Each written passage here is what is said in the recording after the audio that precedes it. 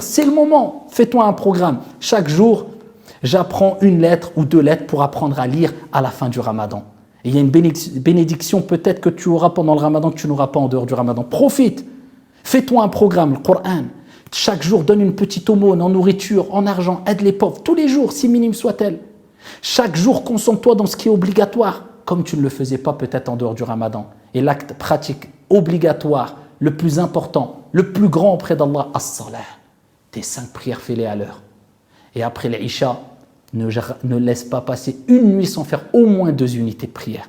Pour rentrer dans le hadith, celui qui a pris les nuits du Ramadan, poussé par sa foi, en espérant la récompense divine, tous ses péchés seront pardonnés. Chaque nuit, au moins 2 rak'at, minimum. Et tu termines avec le witr, avec une rak'at. Là, tu vas éduquer ton âme, tu vas habituer ton âme afin qu'après le Ramadan, ça soit aisé, ça soit facile pour elle de continuer à faire les bonnes actions. Les mauvaises relations que tu avais avec les gens, rectifie-les. Les mauvais comportements que tu avais envers les gens et la mauvaise relation envers Allah, corrige-la. Éduque-toi. C'est maintenant ou jamais. Organise-toi. Dis-toi, je ferai ça, pas plus, mais je le ferai tous les jours pendant le mois du Ramadan.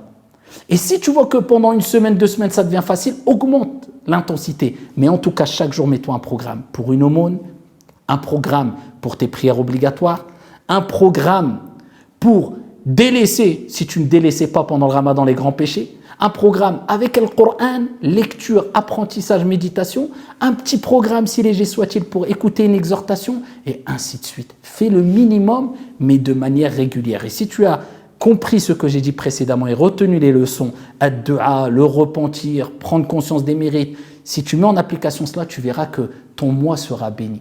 Ton organisation, eh bien, elle sera en place et respectée. Parce que tu as cherché l'assistance d'Allah subhanahu wa ta'ala. Donc, l'organisation.